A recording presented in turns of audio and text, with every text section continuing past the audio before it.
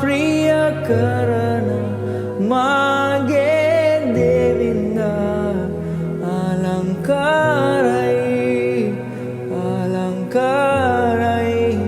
मा प्रिय करण मागे देविंद अलंकारै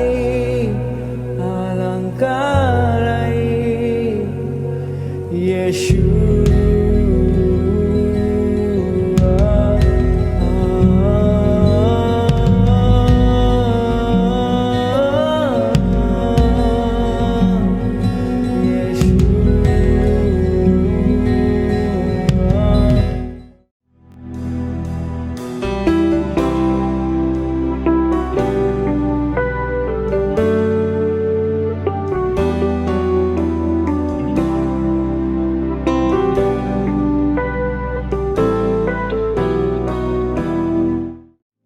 கர்த்தருடைய பரிசுத்த நாமத்துக்கு மகிமை உண்டாவதாக.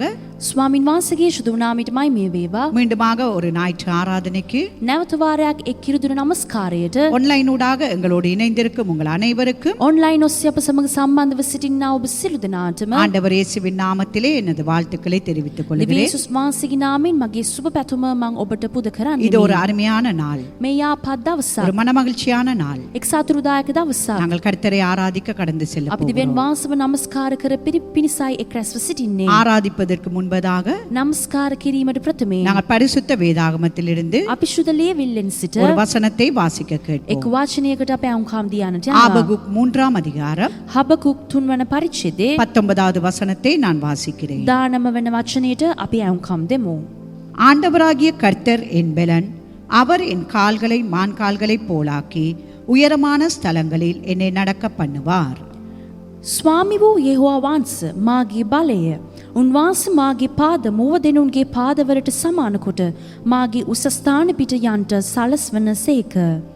ஆம், அருமையான தேவ பிள்ளைகளே, ඔව් යාපත් දේව දරුවෙනි. ஆபகுக் தீர்க்கதரிசி சொன்னது போல හබකුක් අනාගත වක්තෘ පැවසු ආකාරයෙන් ஆண்டவராகிய கர்த்தர் என் பெலனாய் இருக்கிறார். ස්වාමි වූ දෙවියන් වහන්සේ මාගේ බලය ලෙස සිටිනවා. போராட்டங்கள் நிறைந்த உலகத்திலே, පොරබිදීමෙන් පිරුණා වූ මේ ලෝකේ, பாடுகள் நிறைந்த இந்த உலகத்திலே පීඩාවෙන් පිරුණා වූ මේ ලෝකේ அநேக சவால்களை நாங்கள் சந்தித்துக் கொண்டிருந்தாலும் බොහෝ අභියෝගවලට අපි මුහුණ දීගෙන සිටියත් ஆண்டவராகிய கர்த்தர் தான் எங்கள் பெலனாய் இருக்கிறார். ස්වාමි වූ දෙවියන් වහන්සේ අපගේ බලය හැකියාව ලෙස සිටිනවා. நாங்கள் சோர்ந்து போன ஒவ்வொரு சூழ்நிலைகளிலும் අපි මැරුණා වූ සියලු අවස්ථාවලදී அவர் எங்கள் பெலனாக இருந்து උන්වහන්සේ අපගේ හැකියාව ලෙස සිට எங்களை மீண்டும் தூக்கி අපිව எடுத்திருக்கிறார். නැවත වාරයක් උස්සලා ගත්තා. எனவே அவர் எங்கள் பெலனாய் இருக்கிறபடியா උන්වහන්සේ අපගේ හැකියාව ලෙස සිටින නිසා அப்பா நீங்க தான் என் பெலன் என்று சொல்லி පියාණනි ඔබ වහන්සේමයි මගේ හැකියාව කියා அவரிடத்திலே எங்களை ஒப்புக் கொடுப்போமா? උන්වහන්සේ පිට අපිව කැප කරමුද? அந்த எண்ணத்தோடு ඒ සිතුවිල්ල நாங்கள் සමග கர்த்தரை ஆராதிக்க கடந்து අපි செல்வோம். දෙවියන් වහන්සේව නමස්කාර කරන පිරිස ගත වී යමු.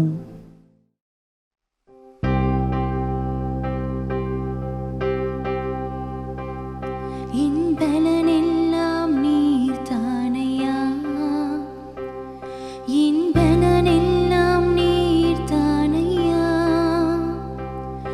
இன்பலனெல்லாம் நீர்தானையா, இன்பலனெல்லாம் நீர்தானையா. அலைமோதும் கடலினிலே தடுமாறும் படகினிலே, அலைமோதும் கடலினிலே தடுமாறும் படகினிலே ஆளுமையாய் வந்தீரையா. மாறாதவர் நீர்தானையா, மாளுமையாய் வந்தீரையா. மாறாதவர் நீர்தானையா, என்பதெல்லாம் நீர்தானையா, என்பதெல்லாம் நீர்தானையா, பலனெல்லாம் நீர்தானையா,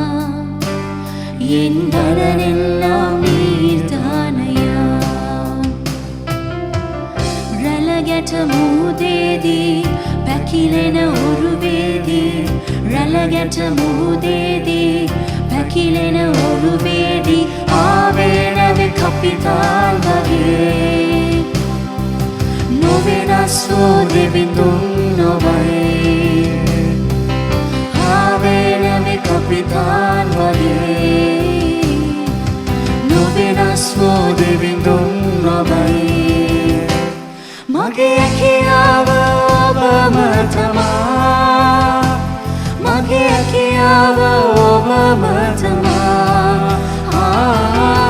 කියාව ඔබම තමා මගේ කියාව ඔබම තමා මගේ කියාව ඔබම තමා මගේ කියාව ඔබම තමා මගේ හැකියාව ඔබම තමා මගේ හැකියාව ඔබම තමා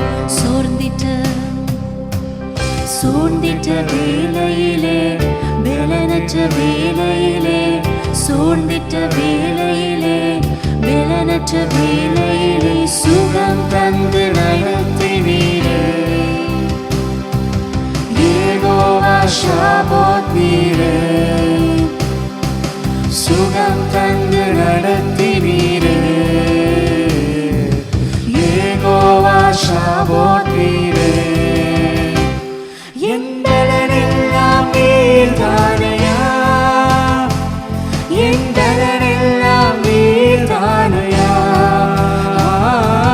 பலனெல்லாம் நீர்தானையா என் பலனெல்லாம் நீர்தானையா பலனெல்லாம் என் பலனெல்லாம் நீர்தானையா என் பலனெல்லாம் நீர்தானையா பலனெல்லாம் நீர்தானையா என் பலனெல்லாம் நீர்தானையா மெலிவுனு வேலேதி துர்வல மோதேதி மெலிவுனு வேலேதி துர்வல மோதேதி சுவையதும் நெவிந்தும் நொபை யெகோவா ஷாபோத் ஒபை சுவையதும் நெவிந்தும் நொபை யெகோவா ஷாபோத் ஒபை මගේ හැකියාව ඔබම තමා මගේ හැකියාව ඔබම තමා හැකියාව ඔබම තමා මගේ හැකියාව ඔබම තමා என் பலனெல்லாம் நீர்தானையா என் பலனெல்லாம் நீர்தானையா பலனெல்லாம் நீர்தானையா என் பலனெல்லாம் நீர்தானையா என் பலனெல்லாம் நீர்தானையா என் பலனெல்லாம் நீர்தானையா என் பலனெல்லாம் நீர்தானையா என் பலனெல்லாம் நீர்தானையா சபையோடு சொல்வோமா என் பலனெல்லாம் நீர்தானையா என் பலனெல்லாம் நீர்தானையா என் பலனெல்லாம் நீர்தானையா என் பலனெல்லாம் நீர்தானையா ஓ மகே හැකියාව ඔබම තමා මගේ හැකියාව ඔබම තමා මගේ හැකියාව ඔබම තමා මගේ හැකියාව ඔබම තමා රැළගැට මුහුදේදී පැකිලෙන ඔරුවේදී රැළගැට මුහුදේදී පැකිලෙන ඔරුවේදී ආවේ නැවේ කපිතාන් වගේ Novenaso devindunnovai Ave nave kapitan vage Novenaso devindunnovai Malumiyai vandirayya Maradava nirthanayya Malumiyai vandirayya Maradava nirthanayya Malumiyai vandirayya Oh Maradavare Maradava nirthanayya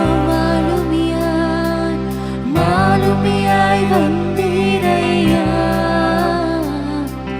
Maradava nirthanayya சபையுள்ளார் சொல்லுமா என் பலனெல்லாம் என்பதெல்லாம் நீர்தானையா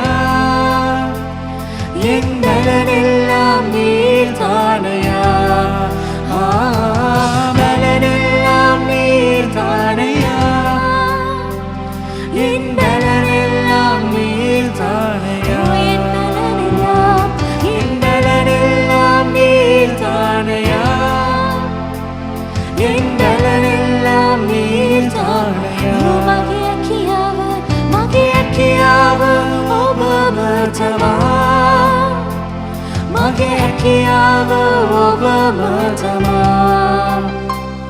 Magiakiava Obamatama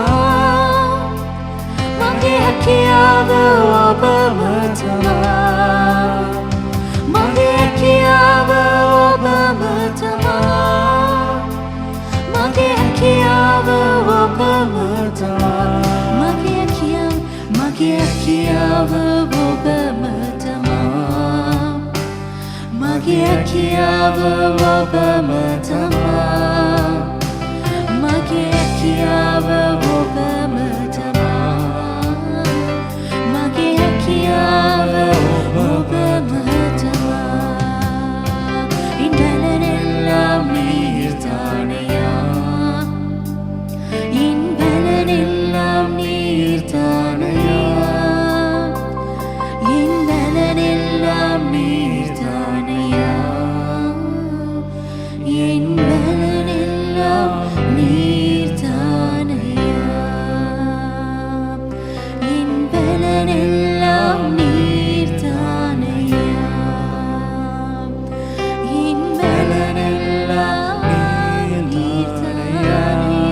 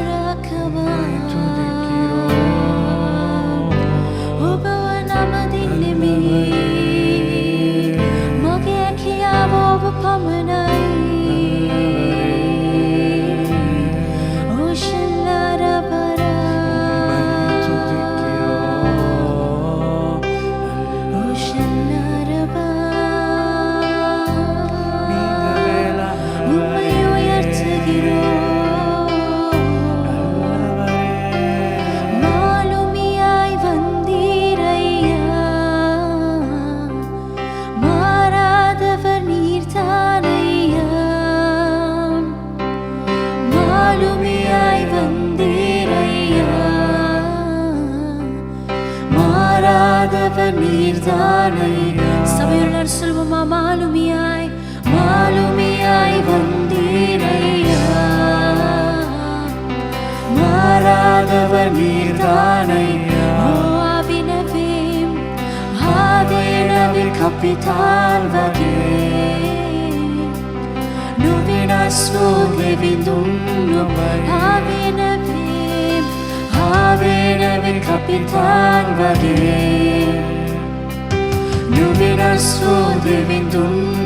අපි ගෙදරට සුමි කියමු Magiakiava Obamatama Magiakiava Obamatama Magiakiava Obamatama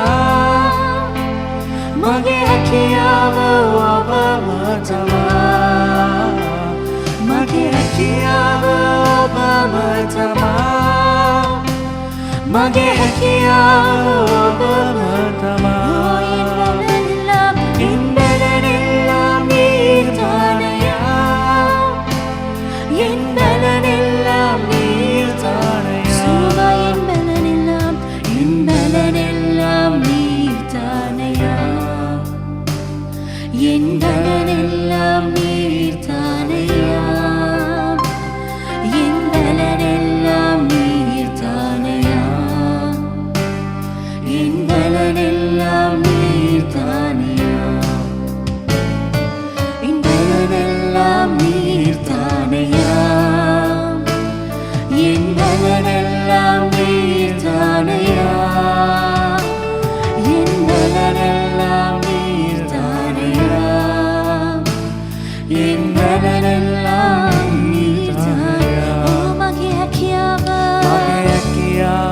ஓ 예수님 ඔබ පමණයි මගේ හැකියාව ඔබම තමා මගේ හැකියාව ඔබම තමා මගේ හැකියාව ඔබම තමා හැකියාව ඔබම තමා මගේ හැකියාව ඔබම තමා මගේ හැකියාව ඔබම තමා මගේ හැකියාව ඔබම තමා ඔබ වාසවන්නේ ස්වාමිනී ඔබ වාසය අපිට කිසිවක් නැහැ ස්වාමිනී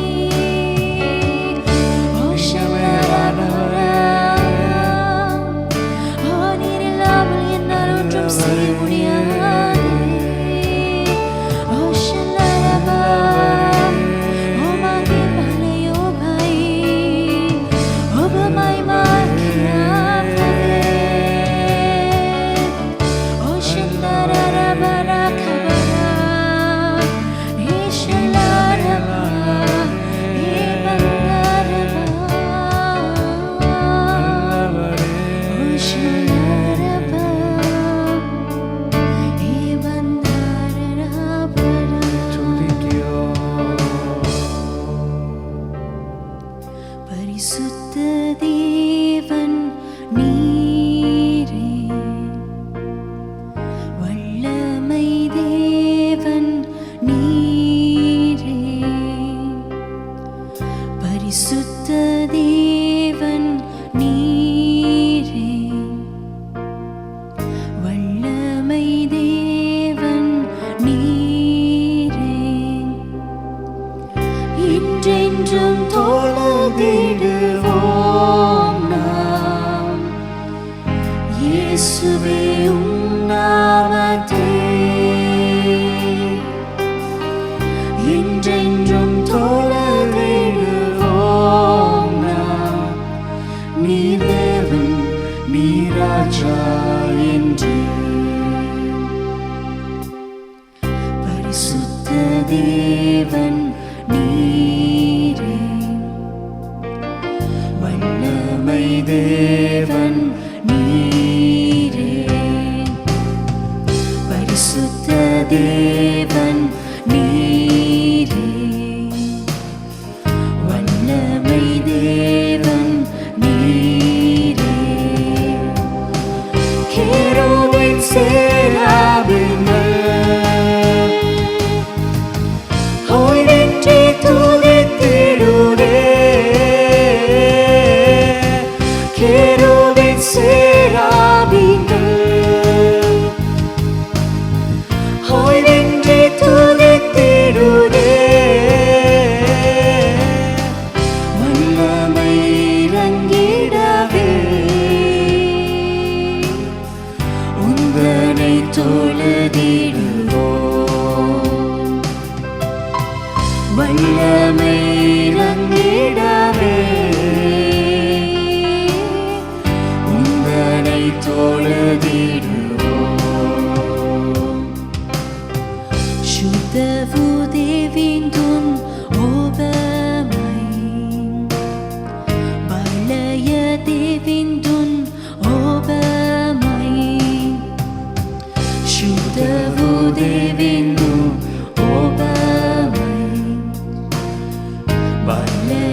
Devindun Obamai Semadawatinne mo api Yesu ni obenamaya Semadawatinne mo api Obedevindu oberajukiyam Obedevindu oberajukiyam Shutavu devindun obamai Balaya devindun obamai Shutavu devindun obamai Balaya devindun obamai Kerub keserafaru No never tistutire Kerub keserafaru No never tistutire Kerubin seravingal Kerubin seravingal Hoy nenge tulettirude Kerubin seravingal Hoy nenge tulettirude மேலான தேவன் நீரே மேலான நாமமே மேலான தேவன் நீரே மேலான நாமமே மேலான தேவன் நீரே மேலான நாமமே கேருபின் சேராவின்கள் Kerubin seravingal Hoy nenge tulettirude Kerubin seravingal Hoy nenge tulettirude வல்லமை இறங்கிடவே உந்தனை தொழுதிடுவோம் வல்லமை இறங்கிடவே உந்தனை தொழுதி ஓ பலய පැමිණෙන්නේ බලය පැමිණෙන්නේ උතුමාණන් වන්දින්නේ බලය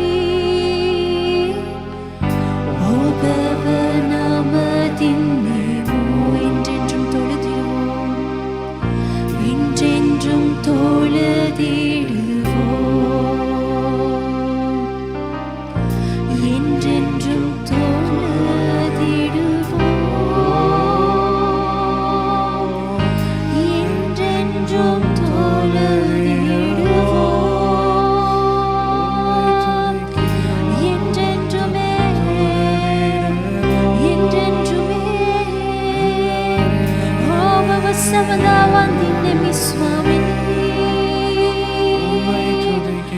ඔබ ස්තුතියට පාත්‍ර වූ ඔබ ප්‍රශංසාව ඔබට පමණයි. ඔබව නම දින්නෙමි. ඔබව නම දින්නෙමු. ඔෂලරවරා එලෙසම සභාවේ සිටිනා සියලු දෙනාම ඔබ නමස්කාර කරන්න. ඔබ පමණයි නමස්කාරයට පාත්‍ර වූ. நீரே மகிமைக்கு பாத்திரரப்பா.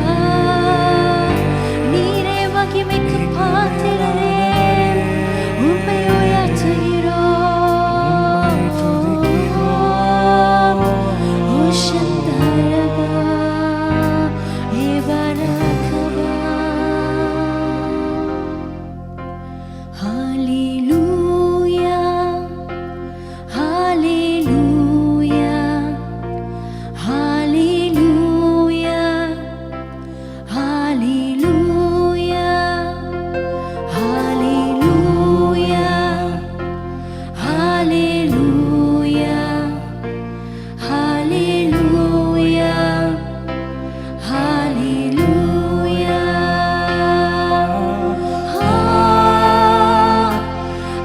ஹalleluya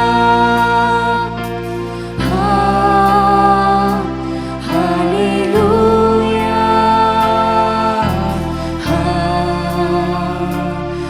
ஹalleluya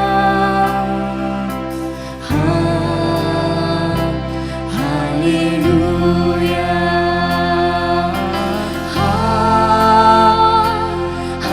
ஹalleluya ஹalleluya ஹalleluya ஹalleluya. நன்றி சுவாமி நன்றி சுவாமி நன்றி சுவாமி நன்றி சுவாமி நன்றி சுவாமி நன்றி சுவாமி நன்றி சுவாமி நன்றி சுவாமி. சபையோட சொல்லுமா நன்றி. நன்றி இயேசு சுவாமி. நன்றி இயேசு சுவாமி. நன்றி இயேசு சுவாமி. நன்றி இயேசு சுவாமி. ஸ்துதி சோபடை ஸ்துதி இயேசு ஓபடை. ஸ்துதி இயேசு ஓபடை. ஸ்துதி இயேசு ஓபடை. ஸ்துதி இயேசு ஓபடை. மகிமைய இயேசு ஓபடை. மகிமைய இயேசு ஓபடை. மகிமைய இயேசு ஓபடை. மகிமைய இயேசு ஓபடை. ஹalleluya ஹalleluya ஹalleluya ஹalleluya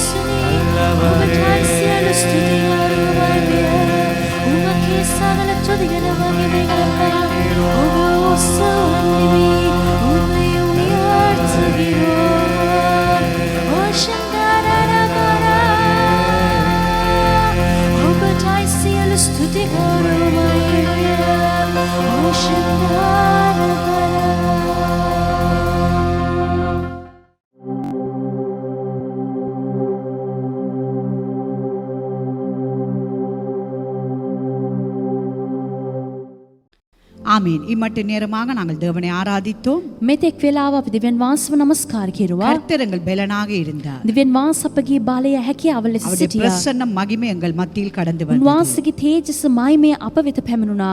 இந்த வேளையில நாங்கள் காணிக்கை பதிகா கடந்து செல்ல මේ போகிறோம். වෙලාවදී අපි පඬු කොටසට ගත වී යන්ට යනවා. வீடுகளில் இருந்து தேவனை ஆராதித்துக் கொண்டிருக்கும் தேவ பிள்ளைகளே, නිවසින් සිට දෙවියන් වහන්සේව නමස්කාර කරන්නා වූ දේව දරුවෙනි. உங்களுடைய காணிக்கை தசம பாகங்களை உங்களுடைய வலது கரத்தில் எடுத்துக் கொள்ளுங்கள். ඔබගේ පඬුද දසින් කොටස් ඔබගේ දකුණු අතට ඔබ අරගන්න. நான் அதற்காக ஜெபம் செய்ய போகிறேன். මම ඒ වෙනුවෙන් යාඥා කරන්ට යනවා. யாவரும் கண்களை மூடி ඔබ සියලු දෙනාම ඔබගේ දෙනෙත් වසමින් ஜெப சிந்தனையோடு என்னோடு இணைந்து கொள்ளுங்கள். යාඥා සිතුවිල්ලෙන් සමග මා සමග ඔබ එක් වෙන්න.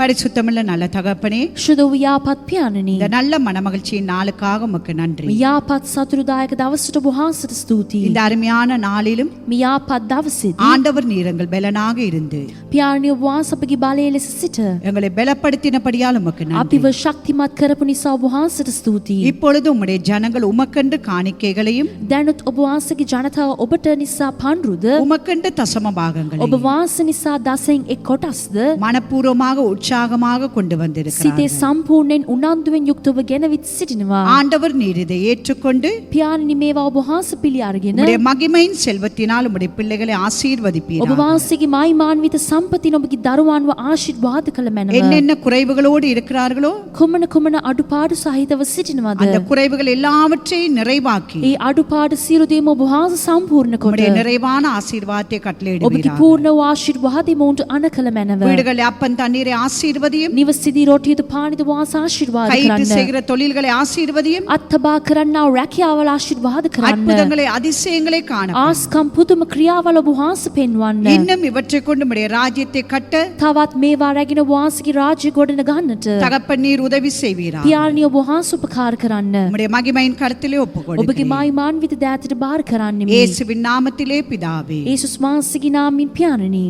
ஆமென். ආමේන්. இந்த வேளையில நாங்கள் தொடர்ந்து தேவ செய்திக்காக கடந்து செல்ல போகிறோம். මේ වෙලාවදී අපි දිගටම දෙවියන් වහන්සේගේ පණිවිඩයට ගත වී යන්ට යනවා. தேவ ஊழியன் எங்களுக்காக தேவ வார்த்தையை வழங்குவார். දෙවදාසියා අප වෙනුවෙන් දෙව පණිවිඩය ලබා දෙනවා. ஆமென். ආමේන්.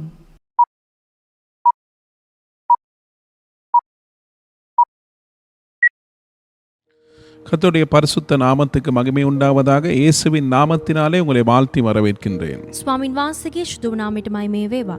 යේසුස් වහන්සේගේ නාමයෙන් ඔබ සියලු දෙනාම සුබ පතමින් පිළිගන්නවා. இந்த நாளிலும் தேவன் வார்த்தையினூடா எங்களோடு பேசி எங்களை பலப்படுத்த வல்லமை உள்ளவராயிருக்கிறார். අද දවසේ දිව්‍යන් වහන්සේ වචනයේ රැගෙන අප සමග කතා කරමින් අපිව ශක්තිමත් කරන්නට බලවත් ලෙස සිටිනවා. இந்த நாளிலே உங்கள் மத்தியிலே நமது வாழ்வை குறித்து தேவன் எப்படி மதிப்பெண் போடுகிறார் என்ற தலைப்பிலே பேச பரிசுத்த ஆவியானவர் வழி நடத்துகிறார். අද දවසේ ඔබ මැදේ අපගේ ජීවිතය ගැන දිව්‍යන් වහන්සේ කෙසේද ලකුණු ලබා දෙන්නේ යන මාතෘකාව යටතේ කතා කරන පිණිස ආත්මයන්න් වහන්සේගෙන් මඟ පෙන්වීමක් මං ලබාගෙන සිටිනවා. மதிப்பெண் என்று சொல்லும்போது புள்ளிகள் ஆங்கிலத்திலே மார்க்ஸ் என்று சொல்லுவோம். ලකුණ කියලා කියනකොටදී ලකුණ ලබා දීම නැත්නම් ඉංග්‍රීසියේ මාක්ස් ලබා දීම කියලා අපි කියනවා.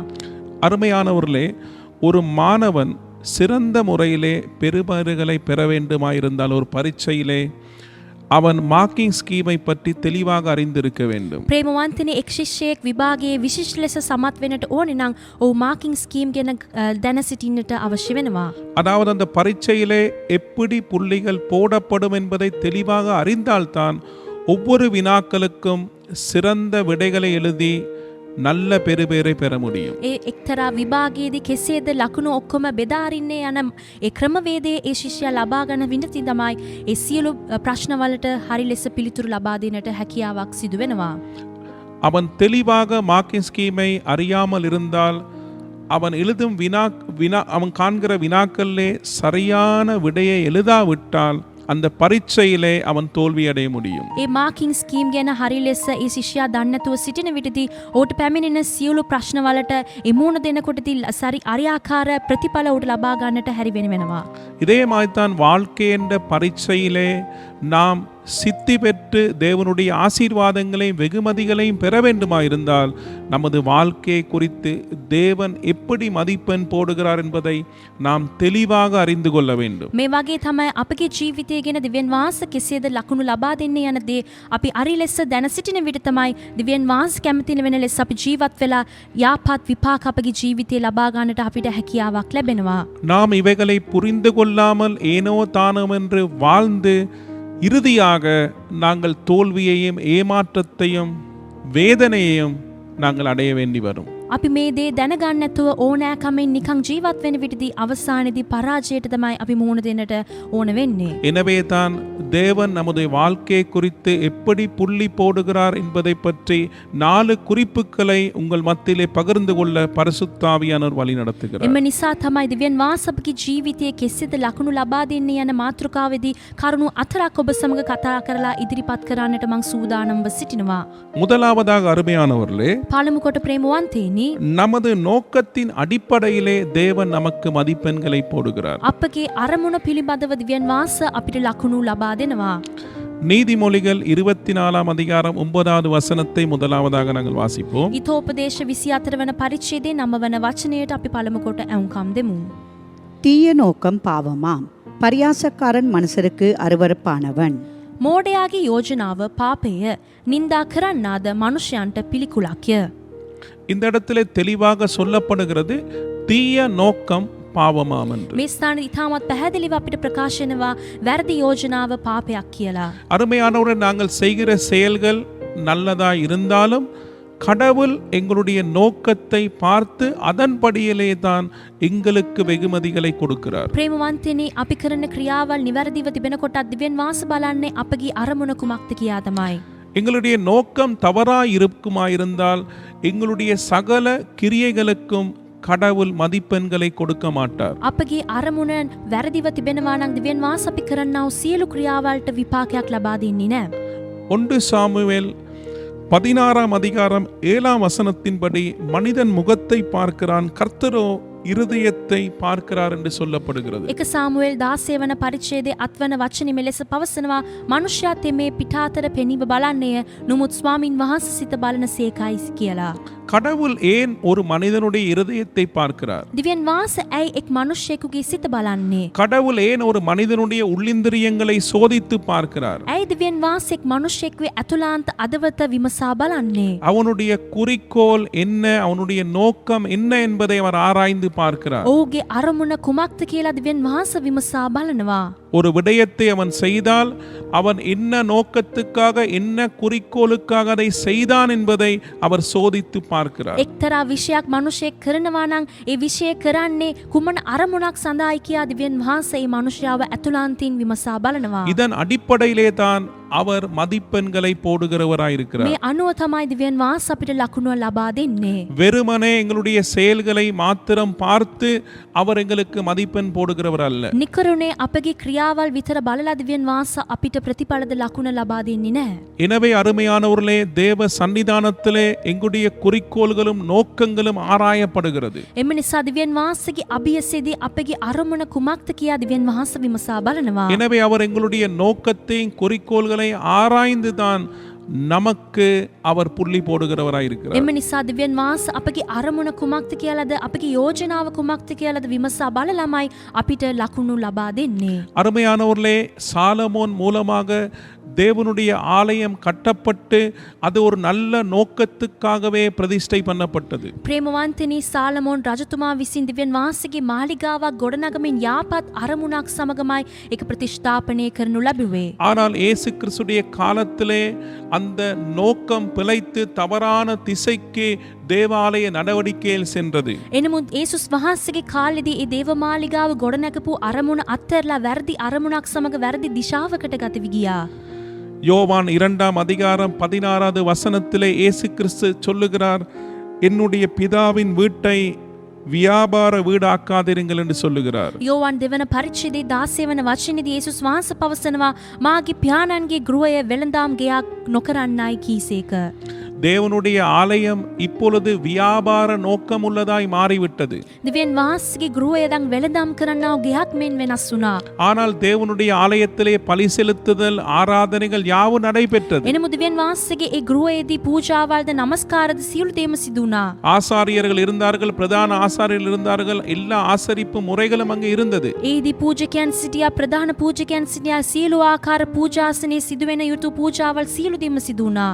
ஆனால் அங்கே அங்கே அந்த தேவாலயமானது ஒரு வியாபார ஸ்தலமாக பொருளாதார இலக்கை மாத்திரம் உடையதாக மாறிவிட்டது. එනමුත් ඒ දිව්‍යන් වාසගේ ගෘහය වෙළඳාම් ගෙයක් ලෙස ඒ ආර්ථික අරමුණක් සමග පමණයි එහිදී ක්‍රියාත්මක සිදු වුණේ. இதே மாதிரி எங்களுடைய நோக்கங்கள் ஆரம்பத்திலே நல்லதா இருந்திருக்கலாம். මේ වගේමයි අපගේ අරමුණත් පටන් ගැනීමේදී යහපත වෙන්නට පුළුවන්. நாங்கள் நல்ல நோக்கத்தோடு எல்லாவற்றையும் ஆரம்பித்திருக்கலாம். අපිත් යාපත් අරමුණක් සමග සියලු දේම පටන් ගන්නටත් ඇති. காலம் செல்ல செல்ல எங்களுடைய நோக்கங்கள் மாறி இருந்தால் கடவுள் எங்களுடைய செயல்களை அங்கீகரிக்க போறதில்லை. කාලේ ගැවියන විටදී අපගේ අරමුණ වැරදුනා නම් දිව්‍යන් වාස අපගේ ක්‍රියාවද අරමුණද පිළිගන්නේ නැහැ. எனவே அருமையான எங்களுடைய ஒவ்வொரு செயல்களுக்கான நோக்கங்களை நாங்கள் மீண்டும் ஆராய்ந்து பார்த்து எங்களுடைய நோக்கங்கள் தேவன் அங்கீகரிக்க கூடியதா என்பதை சிந்தித்து பார்க்க வேண்டியது அவசியம். එම නිසා අපි කරන්නා වූ ක්‍රියාවේ අරමුණ කුමක්ද කියලා ආයිමත් අපි විමසා බලලා ඒ සියලු දේම දිව්‍යන් වහන්සේට කැමති ලෙස තිබෙනවාද නැත්නම් කියා අපි විමසා බැලීම ඉතාමත් අවශ්‍යව තිබෙනවා. இயேசு கிறிஸ்து மலை பிரசங்கத்திலே மத்தேயு 6ஆம் அதிகாரத்திலே 1ஆம் வசனத்திலிருந்து 18ஆம் வசனம் வரைக்கும் ஆவிக்குரிய அப்பியாசங்களை பற்றி பேசுகிறார். යේසුස් වහන්සේ මතෙව් 6 වන පරිච්ඡේදයේ කඳවුර දේශනාවේදී ඒ ආත්මික ක්‍රියා ගැන කතා කරනවා. கொடுத்தல், ஜெபித்தல், உபவாசித்தல் என்பவை அந்த 3 விதமான ஆவிக்குரிய அப்பியாசங்களாகும். යාඥා කිරීම, නිර්හරව සිටීම, දීමනාව යනාව කාරණාව තුනක් තමයි ඒ ආත්මික ක්‍රියාවල් ලෙස ඊදී සඳහන් වී තිබෙන්නේ. ஆனால் இந்த 3 ஆவிக்குரிய அப்பியாசங்களையும் நாங்கள் செய்யும் போது எங்களுடைய நோக்கம் மிகவும் முக்கியமானதென்று இயேசு கிறிஸ்து குறிப்பிடுகிறார். මේ තුන් ආකාර ආත්මික ක්‍රියා අපි කරන විටදී අපගේ අරමුණ ඉතාමත් වැදගත් ලෙස තිබෙන්නට ඕනෑ කියා යේසුස් වහන්සේ ඊදී ඉතා පැහැදිලිව කතා කරනවා. எங்கள் பரமபிதாவை பிரியப்படுத்த பரமபிதா காணக்கூடிய வண்ணம் பரமபிதா வெகுமதிகளை கொடுக்கக்கூடிய வண்ணமாக நாம் இவைகளை செய்ய வேண்டும் என்பதே இயேசு கிறிஸ்துவின் அறிவுரையாக இருக்கிறது. මේ සියලු දේම ඒ ස්වර්ගික පියාණන් වහන්සේව ප්‍රසන්න කරලා ඒ ස්වර්ගික පියාණන් වහන්සේ දකින්න තරමට මේ සියලු කාරණාව අපි සිදු කරන්නට ඕනේ කියා යේසුස් වහන්සේ අපිට කියා දෙනවා. ஆனால் இதனை மனித அங்கீகாரங்களுக்காகவும் எங்களுடைய புகழ்ச்சிக்காகவும் எங்களுடைய சுயநலங்களுக்காகவும் குறுகிய லாபங்களுக்காகவும் இதை செய்ய முடியும். එනමුත් අපි කෙටි ලාභය සඳහාද මනුෂ්‍යයන්ව ප්‍රසන්න කරනද අපගේ ලාභය සඳහාද අපි මේ දේ කරන්නට පුළුවන්. எனவே அருமையானவர்களே, எங்களுடைய வாழ்க்கையிலே நாங்கள் ஆவிக்குரிய அப்பியாசங்களில் ஈடுபடலாம், ஊழியங்களை செய்யலாம், நிறைய காரியங்களை செய்து கொண்டிருக்கலாம். ප්‍රේමවන්තනේ අපගේ ජීවිතේ මේ ආත්මික ක්‍රියාවල් අපි කරන්නට පුළුවන්, සේවය කරන්නට පුළුවන්, බොහෝ දේවල් අපි කරමින් සිටින්නට පුළුවන්. எங்களுடைய இருதயத்தின் நினைவுகளை ஆராய்ந்து பார்க்கிற தேவன் தான் எங்களுக்கு புள்ளி போடுகிறவராய் இருக்கிறார். අපගේ අදවතේ යෝජනාවල්, කල්පනාවල් සියලු දේම විමසා බලන්නා වූ දිව්‍යන් වාසමයි අපගේ ජීවිතය ගැන අපිට ලකුණු ලබා දෙන්නේ. எங்களுடைய இருதயத்தை மறைத்து ஒளித்து வைத்து எங்களுடைய சுய லாபங்களை அடைவதற்காக நாங்கள் தேவனுடைய நாமத்தையோ திருச்சபையோ கடவுளுடைய ஆவிக்குரிய விஷயங்களையோ நாங்கள் பயன்படுத்த முடியும். අපගේ කෙටි ලාභවල් ලබාගෙන පිණිස අපි දිව්‍යන් වාසගේ නාමයේද, සුද්ධ ස්ථානයේද, ඒ වගේම මේ සියලු දේම, මේ ආත්මික ක්‍රියාවල්, මේ සියලු දේම අපි භාවිතා කරන්නට පුළුවන්. ஆனால் கடவுள் இதெல்லாவற்றை நிறுத்து பார்த்துத்தான் புள்ளி போடுகிறார் என்பதை தேவனுடைய பிள்ளைகள் புரிந்து கொள்ள வேண்டும். එනමුත් මේ සියලු දේම දිව්‍යන් වාස විමසා බලලාමයි දිව්‍යන් වාස අපගේ ජීවිතය ගැන ලකුණු ලබා දෙන්නේ කියන දේ අපි තාමත් පැහැදිලිව දැන සිටින්නට අවශ්‍ය වෙනවා. எனவே அருமையானவர்களே, இந்த நாளிலே நாங்கள் எங்களுடைய நோக்கங்களை மீளாய்வு செய்து கடவுளுடைய பாதத்திலே வைத்து அது சரியா பிழையா என்பதை கடவுள் ஏற்றுக்கொள்ளக்கூடிய நோக்கங்கள் எங்களுக்குள்ளே உண்டா என்பதை ஆராய்ந்து பார்க்க එම නිසා අද දවසේ දේව දරුවන් වන අපි අපගේ අරමුණ සියලු දේම දිව්‍යන් වාසගේ පාමුලේ තබමින් ඒ දේ දිව්‍යන් වාසගේ කැමැති අනුව තිබෙනවාද නැද්ද කියා ආයිමත් අපි පරීක්ෂණය කරලා බැලීම ඉතාමත් අවශ්‍යව තිබෙනවා. அருமையானவர்களே, இரண்டாவதாக நமது வாழ்வை நாம் எந்த மதிப்பீட்டில் முதலீடு செய்திருக்கிறோம் என்பதை பார்த்து தேவன் நமக்கு மதிப்பெண்களை கொடுக்கிறார். දෙවනුව ප්‍රේමවන්තනේ අපි අපගේ ජීවිතයේ කුමන වටිනාකමට ආයෝජන කර සිටිනවාද යන කාරණාව පිළිබඳව දිව්‍යන් වාස අපගේ ජීවිතයට ලකුණු ලබා දෙනවා.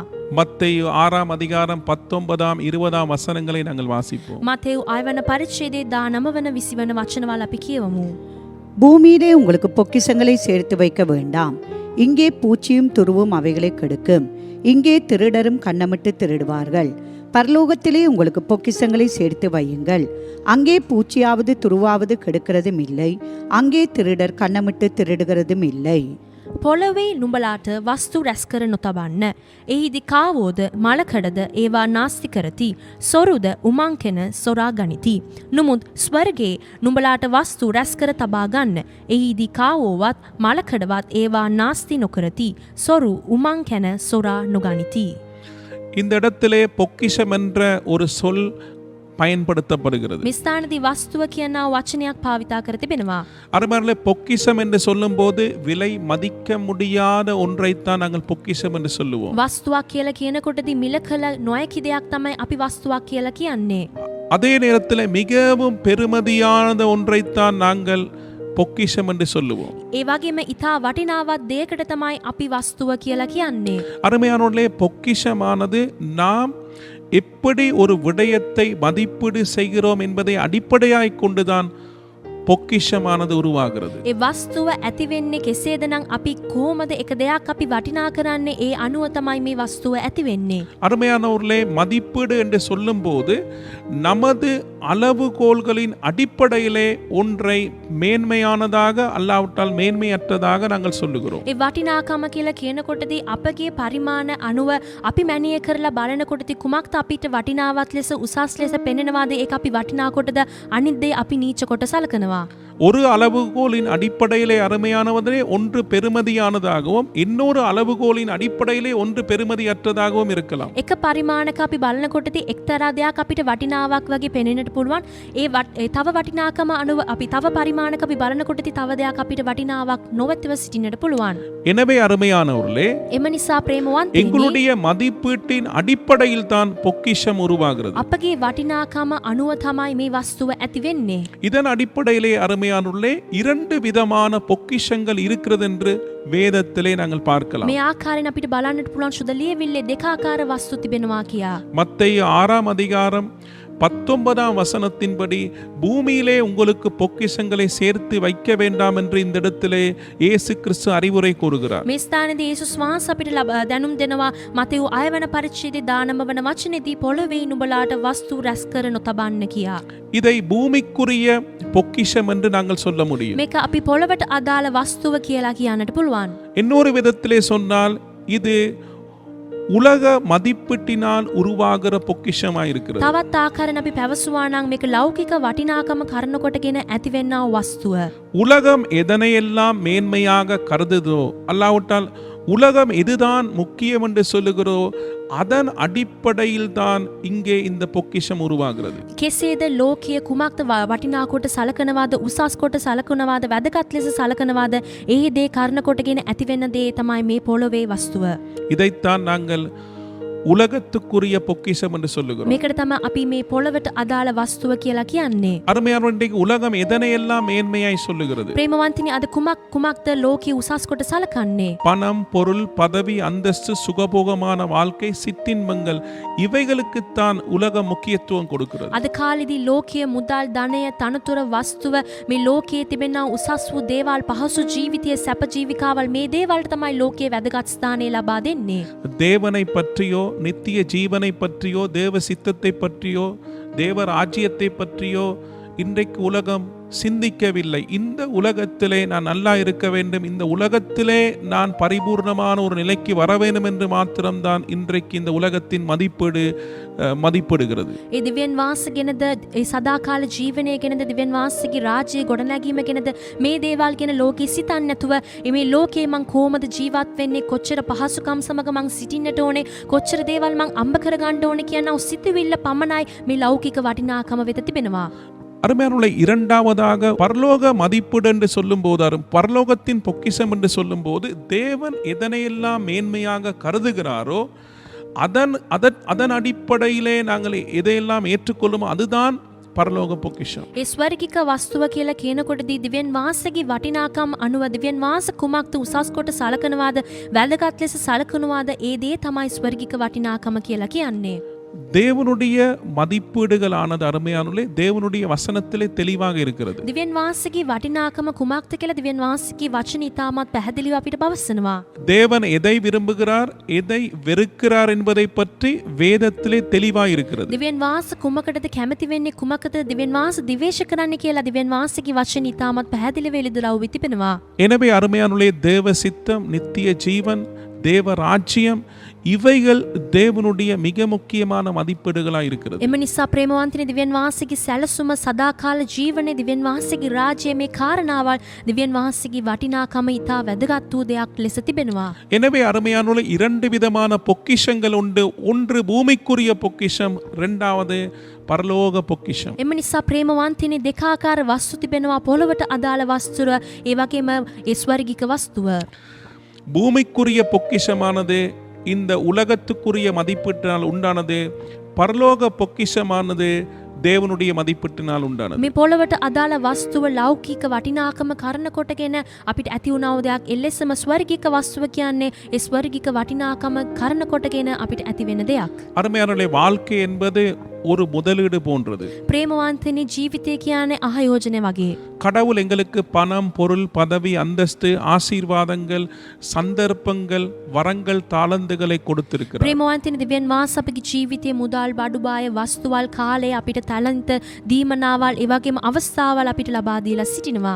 இந்த வாழ்க்கை அருமையானவர்களே நாம் இந்த பூமிக்குரிய மதிப்பீடுகளுக்காக முதலீடு செய்ய முடியும். ප්‍රේමවන්තනි මේ ජීවිතයේ මේ පොළොවට අදාළ වටිනාකම් යටතේ අපි ආයෝජන කරන්නට පුළුවන්. அதே நேரத்திலே பரலோகத்துக்குரிய பொக்கிஷமான தேவனுடைய மதிப்பீட்டுக்காகவும் எங்களுடைய வாழ்க்கையை முதலீடு செய்ய முடியும். ඒ වගේමයි අපගේ ජීවිතයේ ස්වර්ගික වටිනාකම් යටතේ ස්වර්ගික වස්තුවක් ලෙස අපි ආයෝජන කරන්නට පුළුවන්. நாங்கள் தேவனுடைய மதிப்பீட்டினான பரலோக பொக்கிஷத்துக்காக எங்களுடைய வாழ்க்கையை நாங்கள் கொடுக்கும்போது தேவன் அதற்கு மதிப்பெண்களை கொடுக்கிறார். දිව්‍යන් වහන්සේගේ ඒ ස්වර්ගික වටිනාකම් යටතේ ස්වර්ගික වස්තුවක් ලෙස අපි අපගේ ජීවිතය ආයෝජන කරලා තැන්පත් කරන විදිහදී ඒ දේ බලලා දිව්‍යන් වහන්සේ අපගේ ජීවිතයට යාපත් ලකුණු ලබා දෙනවා. ஆனால் நாங்கள் இந்த உலகத்தின் மதிப்பின் அடிப்படையிலான இந்த பூமிக்குரிய பொக்கிஷத்துக்காக எங்களுடைய வாழ்க்கையை நாங்கள் கொடுக்கும்போது தேவனிடமிருந்து எங்களுக்கு மதிப்பெண்கள் கிடைக்காது. එනමුත් ප්‍රේමවන්තනි මේ පොළවට අදාළ වස්තුව සඳහා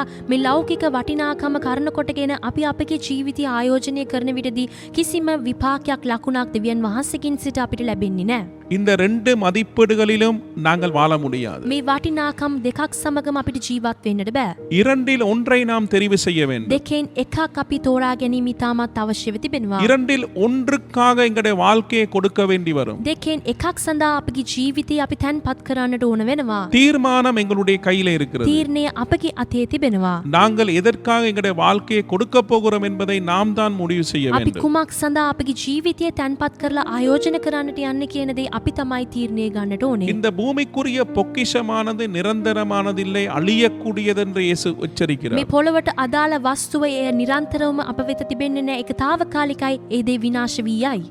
ஆனால் பரலோகத்துடைய பொக்கிஷமானது அது நிரந்தரமானது.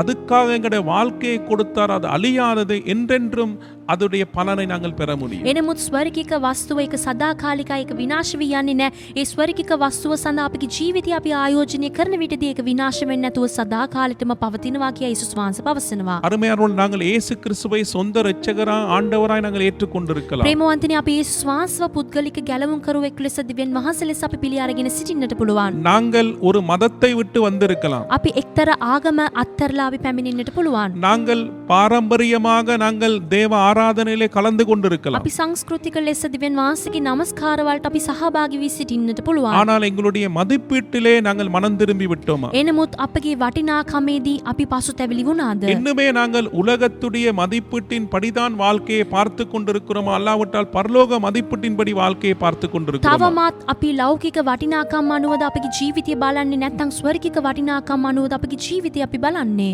லூக்கா 19 அதிகாரத்திலே சகேயு முன்பு உலகத்தின் மதிப்பீட்டின்படி வாழ்க்கையிலே பணம் தான் முக்கியம் என்று தவறான முறையிலே பணத்தை சேகரித்து வைத்தான். ලූක් 19 වන පරිච්ඡේදයේ සකේයුස් යන මනුෂ්‍යයා ඒ කලින් ලෞකික වටිනාකම් කරන කොටගෙන මේ පොළවට අදාළ වස්තුවල් මුදල්ද රැස් කරගෙන සිටියා.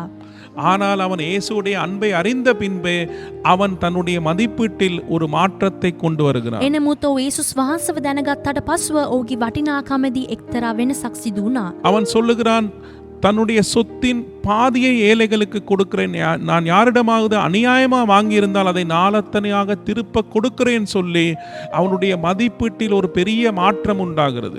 ඒ සකේයුස්ගේ වටිනාකමේදී මහත් වූ වෙනසක් සිදු වුණා. ඇයිද නම් ඔහු පැවසුවා මං අපරාධව කාගින්ස අරි අරගෙන සිටිනවා නම් මං සතර ගුණයෙන් නැවත වාරයක් ලබා දෙන්නම්. ඒ වගේම මගේ සන්තකෙන් භාගයක් මං දිලිඳුන්ට ලබා දෙනවා කියා.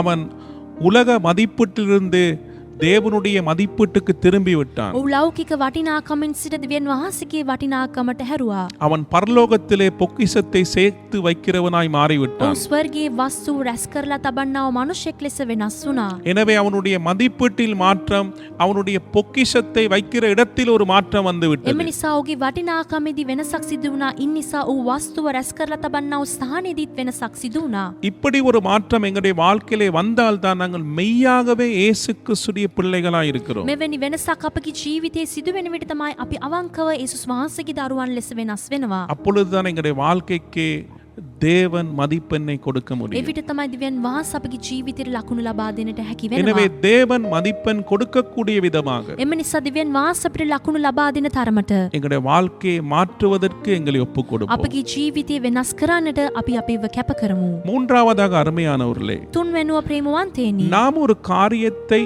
செய்யும் விதத்தை அடிப்படையாய் கொண்டு தேவன் நமக்கு மதிப்பெண் கொடுக்கிறார். අපි කෙසේද එක්තරා විෂයක් කළාද ඒ අනුව දෙවියන් වහන්සේ අපිට ලකුණු ලබා දෙනවා. 2 தீமோத்தேயு 2ஆம் அதிகாரம் 5வது வசனத்தை நாங்கள் வாசிப்போம். දෙක තිමොතියු දෙවනි පරිච්ඡේදයේ 5 වෙනි වචනයට අපි අවුම්කම් දෙමු. மேலும் ஒருவன் மல்யுத்தம் பண்ணினாலும் சட்டத்தின்படி பண்ணாவிட்டால் முடிசூட்டப்படான். තවද යමෙක් ක්‍රීඩාවෙනි පොරට යන්නේද? ඕ නියම ලෙස නොයන්නේ නම් ඔටුන්න පැලඳ ගන්නට ලැබෙන්නේ නැත.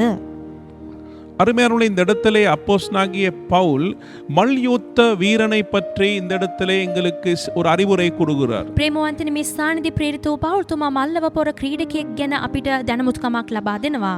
மல்யுத்த வீரன் ஒருவன் முடிசூடப்பட வேண்டுமாயிருந்தால் அவன் சட்டப்படி விதிமுறைகளுக்கு உட்பட்டு மல்யுத்தம் பண்ண வேண்டும். ඒ මල්ලව පොර කරන්නා වූ ක්‍රීඩකයෙක් ඕ අරි ලෙස ඒ ඔටුන්න පැලඳ ගන්නට ඕනේ නම් නියම ලෙස ක්‍රියා තිබෙන්නා වූ සියලු දේටම ඌ කීකරු වෙන්නට ඕන වෙනවා. அவன் விதிமுறைகளை மீறி அவன் மல்யுத்தம் பண்ணி வெற்றி பெற்றாலும் அவன் முடிசூடப்பட மாட்டான். ඕ නීති රීතිවල් දිවේශ කරලා ඕ ක්‍රීඩාවේදී ජය ගන්න විටදී ඕ ඔටුන්න පැලඳ ගන්නට නොහැකි වෙනවා. இதே மாதிரிதான் அருமையானவர்களே, நம்முடைய குறிக்கோள் நல்லதா இருக்கலாம், මේ වගේමයි ප්‍රේමවන්තනි, අපගේ අරමුණ යහපත් ලෙස තිබෙන්නට පුළුවන්. நம்முடைய நோக்கம் நல்லதா இருக்கலாம். අපගේ අරමුණත් යහපත් ලෙස තිබෙන්නට පුළුවන්. ஆனால் அதை அடையும் வழிமுறை தவறா இருந்தால் தேவன் நமக்கு புள்ளி கொடுக்க மாட்டார். එනමුත් ඒ අරමුණ අපි ළඟා වෙන්නා වූ ඒ ඇකි මාර්ගයේ වැරදින විටදී දිව්‍යන් වහන්සේ අපිට ප්‍රතිඵල ලබා දෙන්නේ නැහැ. எங்களுடைய நோக்கமும் சரியா இருக்க வேண்டும், අපගේ අරමුණත් නිවැරදිව තිබෙන්නට ඕන. அதை அடையிற வழிமுறையும் சரியா இருக்க வேண்டும். ඒකට අපි ලං වෙන මාර්ගයත් නිවැරදිව තිබෙන්නට ඕන.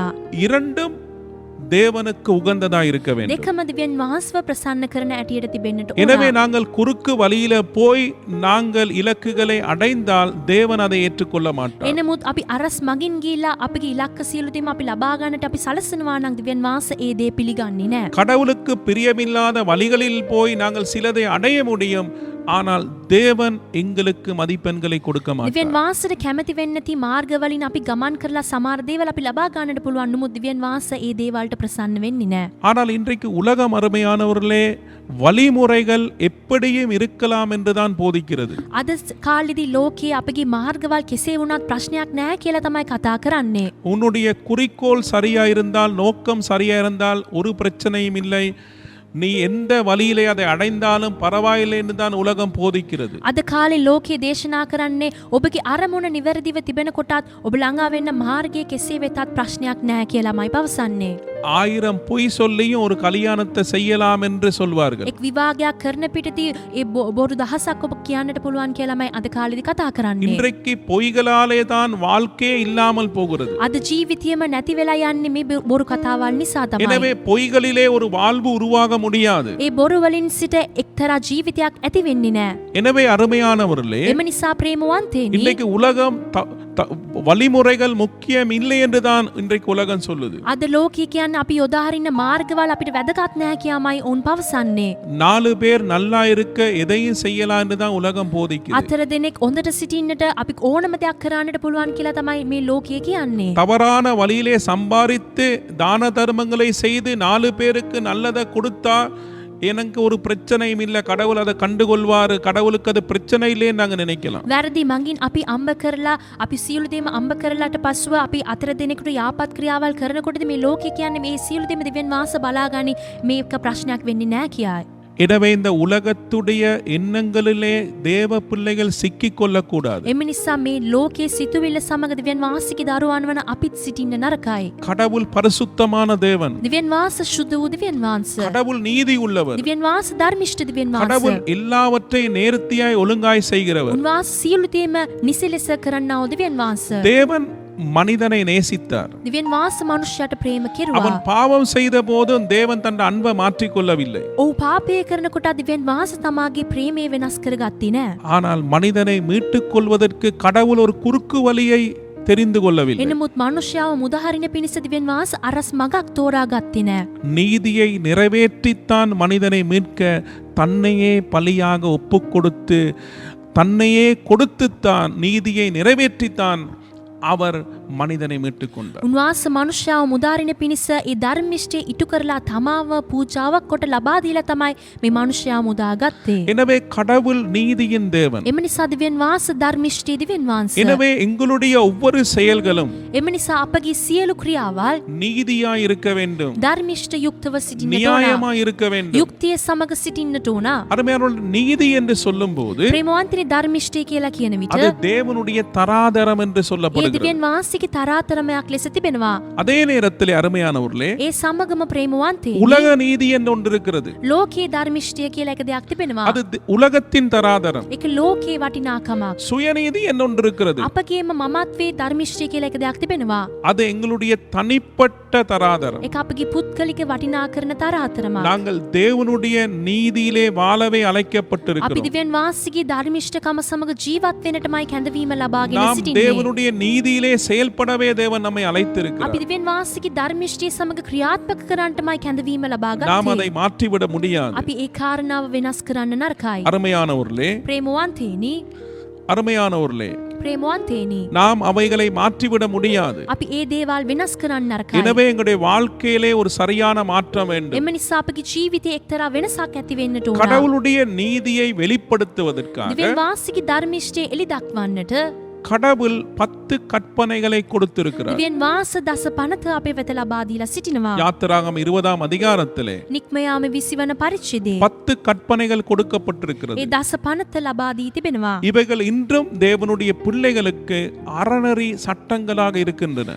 මේවා අදට දිවෙන් වාසිකේ දරුවන්ට ආචාර ධර්මයෙන් තිබෙනවා. முதல் 4 கற்பனைகளும் தேவனோடு இருக்கிற உறவை பற்றியது. ඒ පළමු පනත අතරම දිවෙන් වාස සමග තිබෙනා වූ සම්මතතාවය ගැනත් எனவே தேவனுடைய ஓடு இருக்கிற உறவை முறித்து நாம் செயல்பட முடியாது. එම නිසා දිවෙන් වාස සමග තිබෙනා වූ සම්බන්ධතාවය මං කඩලා දමලා ඕනම දෙයක් මං කරන්න නරකයි.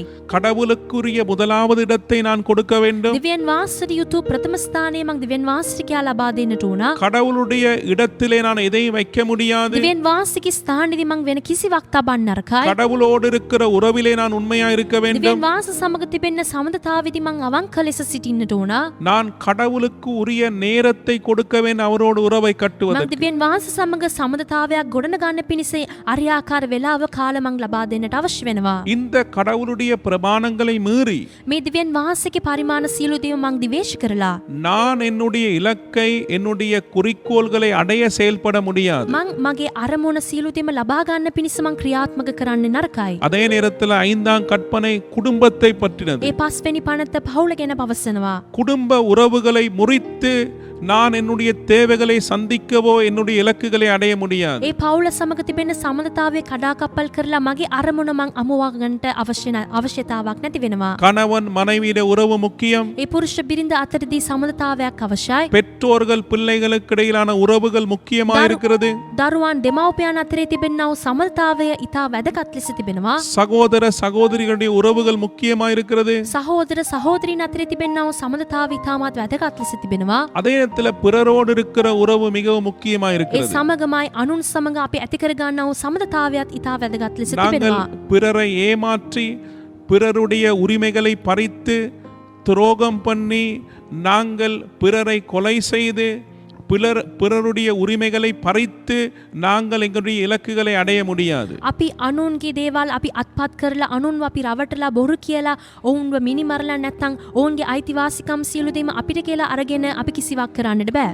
எனவே அருமையான தேவனுடைய பிள்ளை, එම නිසා යාපත් දේව දරුවෙනි, எங்களுடைய கிரியைகளை எல்லாம் கடவுள் சீர்தூக்கி பார்க்கிறார். අපගේ ක්‍රියාවල් සියලු දේම දිවෙන් මාස ඇස් ඔසවා බලනවා. அந்த கிரியைகள் நீதி உள்ளதாகவும் நியாயம் உள்ளதாக இருக்க வேண்டும். ඒ ක්‍රියාවල් සියලු දේම ධර්මිෂ්ඨයුක්තව යුක්තිය සමග තිබෙන්නට ඕන.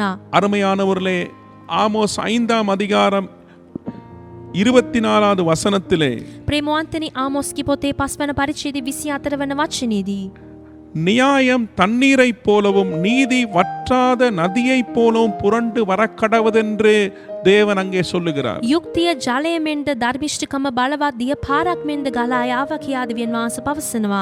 தேவனுடைய ஜனங்கள் பண்டிகைகளை கொண்டாடினார்கள், பலிகளை செலுத்தினார்கள், பாடல்களை பாடினார்கள், கீத வாத்தியங்களை இசைத்தார்கள். ஆனாலும் அவங்களுடைய வாழ்க்கையிலே நீதியும் இல்லை, நியாயமும் இல்லை. දෙවියන් වහන්සේගේ දරුවන් උත්සව සැමරුවා, පූජාවල් කරා, ගීතිකාවල් ගායනා කරා, වාද්‍ය භාණ්ඩ ඔක්කොම ගායනා කෙරුවා. නමුත් ඔවුන්ගේ ජීවිතයේ ධර්මිෂ්ඨයද යුක්තියද තිබුණේ නැහැ. அருமையானவர்களே, நீதி என்பது கடவுளுடைய தராதரம். ප්‍රේමවන්තනි, ධර්මිෂ්ඨ කියන්නේ දෙවියන් වහන්සේගේ තරාතරමක්. அந்த ஊற்றிலே, அந்த நீதி என்ற ஊற்றிலே எங்களுடைய வாழ்க்கை அமைய வேண்டும். ඒ ධර්මිෂ්ඨකම නැමැති උල්පතේදී අපගේ ජීවිතය අපි පිහිටවත් කරගන්නට ඕන. அப்பொழுது அதிலே அந்த ஊற்றிலே இருந்து தண்ணீர்கள் ஓடும். அது என்னென்றால் நியாயம் எங்களுக்குள்ளே வெளிப்படும். එවිට ඒ උල්පතින් සිට ජල දිය පාරක් මෙන් ගලා යනවා. එවිට යුක්තිය අපගේ ජීවිතයේ එලිමහන් වෙනවා. எங்களுடைய தீர்மானங்கள், எங்களுடைய ஒவ்வொரு செயல்களிலும் நியாயம் வெளிப்படும். அநியாயம் அல்ல, நியாயம் வெளிப்படும். අපගේ සියලු ආකාර ක්‍රියාවල වචනයේදී ඒ යුක්තිය එලිමහන් වෙනවා. අපරාධ ක්‍රියාවල් අපගෙන් අහක් යනවා. எனவே அருமையானுள்ள இந்த நாளை நாங்கள் எங்களுடைய வாழ்க்கையை நாங்கள் ஆராய்ந்து பார்க்க එම வேண்டும். නිසා ප්‍රේමවන්තයනි, අද දවසේදී අපි අපගේ ජීවිතය විමසා බලන්නට අවශ්‍ය වෙනවා. கடவுள் நீதி உள்ளவர், நியாயம் உள்ளவர். දෙවියන් වහන්සේ ධම්මිතු දෙවිඳුන් වහන්සේ යුක්තිය සමග ක්‍රියාත්මක කරන්නා වූ எனவே දෙවිඳුන්. நாங்கள் போற திசை, நாங்கள் செய்கிற விஷயங்கள், நாங்கள் எந்த வழியிலே சில காரியங்களை செய்கிறோம் என்பதை நாங்கள் ஆராய்ந்து பார்க்க එම வேண்டும். නිසා අපි යන මාර්ගයේ අපි කරන දේවල්, අපි කරන දිශාව, මේ සියලු දේම අපි විමසා බලන්නට අවශ්‍ය වෙනවා. கடவுள் பிரியப்படுகிற வழியிலேயா நாங்கள் போய்க் கொண்டிருக்கிறோம்? දෙවියන් වහන්සේව ප්‍රසන්න කරන්නා වූ මාර්ගයෙන්ද අපි ගමන් කරමින් සිටින්නේ? நாங்கள் சரியான அறநெறிக்குட்பட்டா நாங்கள் செயல்படுகிறோம்? අපි අරියාකාර ආචාර ධර්මයට යටත් වීද අපි ක්‍රියාත්මක කරන්නේ? அருமையானவர்களே, நீதி நியாயம் எங்களுடைய வாழ்க்கையில இருக்கிறதா இல்லையா என்பதை ධර්මිෂ්ඨකම යුක්තිය අපගේ ජීවිතයේ තිබෙනවාද නැද්ද කියා நாங்கள் ஆராய்ந்து பார்க்க வேண்டும். අපි විමසා බලන්නට ඕන වෙනවා. நாங்கள் இவ்வளோ விஷயங்களை பெரிதாக கட்டி எழுப்பலாம். අපි බොහෝ දේවල් ලොකු කොට අපි ගොඩන ගන්නට පුළුවන්. பணத்தை சம்பாதிக்கலாம், අපි මුදල් අම්බ කර ගන්නට புகழை පුළුවන්. சம்பாதிக்கலாம். කීර්තිය උසස්කම අපට කියා අපි අර ගන්නට පුළුවන්. ஆனால் அருமையானவர்களே, அங்கே நீதி நியாயம் இல்லாவிட்டால் එනමුත් ප්‍රේමවන්තයනි, ඒ ස්ථානයේදී යුක්තියද ධර්මිෂ්ඨකමද නැතිනම් தேவன் மதிப்பெண்ணை கொடுக்க மாட்டார். දෙවියන් වහන්සේ අපිට විපාකයක් ප්‍රතිඵලයක් ලබා දෙන්නේ නැහැ. இந்த உலக மனிதர்கள் மத்தியிலே பேரையும் புகழையும் பெற்று நாங்கள் பெரியோர் போல எங்களை காட்டிக் கொள்ளலாம். මේ ලෝකීය මනුෂ්‍යයන් අතරේදී අපි නාමයේද කීර්තියද අපට කියා අරවාගෙන අපි ලොකු මනුෂ්‍යයන් ගැන සිටින්නට පුළුවන්. ஆனால் தேவன் பார்க்கும்போது එනමුත් දෙවියන් වහන්සේ බලන විට எங்களுக்கு மதிப்பெண் கிடைக்காது. අපිට ලකුණු ලැබෙන්නේ නැහැ. எனவே அருமையானவர்களே, நாங்கள் எச்சரிப்படைய வேண்டும். එම නිසා ප්‍රේමවන්තනි, අපි අවදිව සිටින්නට ඕන. நாங்கள் சற்று சிந்தித்து பார்க்க අපි வேண்டும். ටිකක් කල්පනා කරලා බලන්නට ඕන. தவறான வழிமுறைகளில் நாங்கள் இருப்போமா இருந்தால் மனம் திரும்ப திரும்ப வேண்டும். වැරදි මාර්ගවල් සමග අපි සිටිනවා නම් අපි පසුතැවිලි වෙන්නට ඕන. கடவுளுக்கு பிரியமில்லா வழிகளிலே நாங்கள் போய் நாங்கள் ஆசீர்வாதங்களை தேடி போறதென்றால் நாங்கள் மனம் திரும்ப வேண்டும். දිවෙන් වාසයට කැමති නැති මාර්ගයෙන් අපි ආශිර්වාද සොයාගෙන යනවා නම් අපි එයින් සිට පසුතැවිලි වෙන්නට ඕන වෙනවා. கடவுள் அன்பு உள்ளவர் இரக்கம் உள்ளவர் கிருபை உள்ளவர் என்பது உண்மை. දිවෙන් වාස ප්‍රේමණී උන්වහන්ස අනුකම්පා සහිතයි කරුණාව ලබා දෙන දිවෙන් වාසයක සියලු දේම ඇත්තයි. ஆனால் கடவுள் நீதி நியாயம் உள்ளவர். එනමුත් දිවෙන් වාස විද ධර්මිෂ්ඨියද යුක්තියද තිබෙනවා. அவர் அநீதியை பொறுத்து கொள்ள மாட்டார், அநியாயத்தையும் பொறுத்து கொள்ள மாட்டார். උන්වහන්ස අධර්මිෂ්ඨද අපරාධද ඉවසගෙන සිටින්නේ නැහැ. எனவே எங்களுடைய வாழ்க்கையில இருக்கிற அநியாயங்கள் அநீதிகளை விட்டு மனம் திரும்ப இந்த நாளில் எங்களை එම ஒப்புக்கொடுப்போம். නිසා අපගේ ජීවිතයේ තිබෙන අපරාධවල් ඒ වගේම අයුක්ත ක්‍රියාවලින් සිට අපි පසුතැවිලි වෙමු. நான்காவதாக அருமையானவர்களே, අතර වෙනුව ප්‍රේමවන්තේනි. நம்முடைய அர்ப்பணிப்பு மட்டத்தை பார்த்து தேவன் நமக்கு மதிப்பெண்களை போடுகிறவராயிருக்கிறார். ප්‍රේමවන්තනි අතර වෙනුව අපගේ ජීවිතයේ කැපවීම මට්ටම අනුව දිව්‍යන් මාස අපගේ ජීවිතයට ලකුණු ලබා දෙනවා. நாங்கள் வாசிப்போம் லூக்கா 21ஆம் அதிகாரம் අපි කියමු ලූක් 21 වන පරිච්ඡේදයේ 1ஆம் வசனத்திலிருந்து 4ஆம் வசனம் வரைக்கும் வாசிப்போம். පළමු වන වචනේ සිට අතරවෙනි වචනේ දක්වා අපි කියවමු. அவர் கண்ணீரிட்டு பார்த்தபோது ஐஸ்வர்யவான்கள் காணிக்கை பெட்டியிலே தங்கள் காணிக்கைகளை போடுகிறதை கண்டார். ஒரு ஏழை விதவை அதிலே 2 காசை போடுகிறதையும் கண்டு, இந்த ஏழை விதவை மற்றெல்லாரை பார்க்கிலும் அதிகமாக போட்டாள் என்று மெய்யாகவே உங்களுக்கு சொல்லுகிறேன். அவர்கள் எல்லாரும் தங்கள் பரிபூரணத்திலிருந்து எடுத்து தேவனுக்கென்று காணிக்கை போட்டார்கள். இவளோ தன் வறுமையிலிருந்து தன் ஜீவனத்துக்கு உண்டாயிருந்ததெல்லாம் போட்டுவிட்டாள் என்றார். උන්වහන්සේ ඇස් ඔසවා ධනවතුන් තමුන්ගේ පඬුරු ගබඩාවට දමනවා දුටුසේක. එක්තරා දිලිඳු වැන්දපුවක් කුඩා මිල 2ක් එහි දමනවත් උන්වහන්සේ දැක, සැබෑවක් නුඹලාට කියමි, මේ දිලිඳු වැන්දපුව සියල්ලන්ට වඩා දැමුවාය. මක් නිසාද? මොවුන් සියල්ලම තමුන්ගේ වැඩිමතන් දෙයින් ගබඩාවට පඬුරු දැමුවෝය. නමුත් මෑ තමාගේ ඉඟකමින් තමාට ජීවිකාවට තිබුණු සියල්ලම දැමුවායයි කීසේක. அருமையானவர்களே, இந்த இடத்திலே இந்த ஏழை விதவை அதிகமாய் போட்டாள் என்று இயேசு கிறிஸ்து சொல்லுகிறார். ප්‍රේමවන්තනි මේ ස්ථානදී මේ දුප්පත් වැන්දපුව බොහෝසෙන් දැමුවා කියා යේසුස් වහන්සේ පවසනවා. ஐஸ்வர்யவான்களும் காணிக்கை போட்டார்கள். පොහොසතන් ඇවිත් පඬුරු දැමුවා. ஆனால் இந்த ஏழை விதவை 2 காசை காணிக்கையாக போட்டாள். எனவே இயேசு சொல்லுகிறார், இவள் அதிகமாக போட்டாள். එනමුත් මේ දිලිඳු වැන්දපුව කුඩා මිල 2ක් පඬුරු ලෙස දැමුවා. නමුත් යේසුස් වහන්සේ කියනවා මේ දිලිඳු වැන්දපුව තමයි බොහෝස් වෙත දැමුවේ කියා. நாங்கள் முதலாவதாக கணக்கியல் ரீதியாய் பார்த்தோம் என்றால், இந்த ஏழை விதவை போட்ட இந்த 2 காசு பெருமதி உள்ளதல்ல. அருமையானவர்களே, ගිනුම් කරණය අනුව අපි බැලුවා නම් මේ දුප්පත් වැන්දපුවගේ පඬුව එක මිලකල බලන්නට හැකියාවක් නැහැ. அருமையானவர்களே, பணக்காரர்களும் நிறைய பணத்தை போட்டிருக்க அந்த பணம் கணக்கியல் ரீதியா அதிக பெருமதியானதா இருக்கிறது. ප්‍රේමවන්තනි ධනවතුන් ඇවිල්ලා බොහෝ පඬුරු දැමුවා. ගිනුම් කරණය අනුව බලනකොටදී ඔවුන් දැමුවා පඬුරු තමයි ඉතා වටිනාවත් ලෙස තිබෙන්නේ. ஆனால் இயேசு கிறிஸ்து சொல்லுகிறார், இவர்கள் எல்லாரை பார்க்கிலும் இவள் அதிகமாய் போட்டார். එනමුත් යේසුස් වහන්සේ පවසනවා මේ සියලු දෙනාට වඩා මේ වැන්දපුව තමයි බොහෝසෙන් දැමුවේ කියා. அப்படியானால் இயேசு கிறிஸ்து எப்படி இந்த இடத்திலே மதிப்பிடுகிறார்? එසේනම් යේසුස් වහන්සේ කෙසේද මේ ස්ථානදී වටිනා කෙරුවේ? எப்படி இந்த காரியத்தை அவர் மதிப்பிடுகிறார் என்பதை சற்று ஆராய வேண்டும். කෙසේද මේ ක්‍රියාව යේසුස් වහන්සේ වටිනා කෙරුවේ කියන දේ අපි ටිකක් කල්පනා කරලා බලන්නට ඕන. இந்த ஏழை விதவையானவள் தன்னுடைய ஜீவியத்துக்கென்று இருந்த 2 காசை அப்படியே அவள் காணிக்கை பையிலே போட்டாள். මේ දුප්පත් වැන්දපුව තමාගේ ජීවිකාව සඳහා තිබුණා වූ කුඩා මිල 2ම පඬුරුව ලෙස දැමුවා. தனக்கு இருந்ததிலிருந்து 100க்கு 100 வீதத்தை அப்படியே போட்டு விட்டாள். තමා වෙත තිබුණා වූ දෙයින් සිට 100% දිවෙන් වාස වෙනුව ලබා දුන්නා. இன்னொரு விதத்தில் சொன்னால் அருமையானவர்களே, 100க்கு 100 வீதமான ஒரு அர்ப்பணிப்பை இதிலே காண முடியும். තවත් ආකාරයෙන් අපි පැවසුවා නම් 100% කැපවීමක් මේ ස්ත්‍රිය වෙතින් ලබා ගන්නට හැකි වුණා. பணக்காரர்களும் காணிக்கை போட்டார்கள். පොහොසතන් ඇවිත් පඬුරු දැමුවා. ஆனால் அருமையானவர்களே, එනමුත් ප්‍රේමවන්තේනි, அவர்களுடைய அர்ப்பணிப்பு மட்டம் 100க்கு 100 வீதமாக இருக்கவில்லை. ඔවුන්ගේ කැපවීමේ මට්ටම නම් 100% ලෙස තිබුණේ නැහැ. அவர்கள் தங்களுடைய பரிபூரணத்திலிருந்து அவர்கள் கொஞ்சத்தை போட்டார்கள். එනමුත් ඔවුන් තමන්ගේ සම්පූර්ණත්වයෙන් සිට ස්වල්පයක් දිව්‍යන් වහන්සේට කියා ලබා දුන්නා. அவர்களுக்கு இருந்ததை வைத்து பார்க்கும்போது அவங்களுடைய அர்ப்பணிப்பு மட்டம் இவளுக்கும் பார்க்க குறைவா இருந்தது. ඔවුන් වෙත තිබුණා වූ දේ ඇටියට අපි බලනකොටදී ඔවුන්ගේ කැපවීම මට්ටම මේ දිලිඳු වැන්දපුවගේ මට්ටමට වඩා පහත් ලෙස තිබුණා.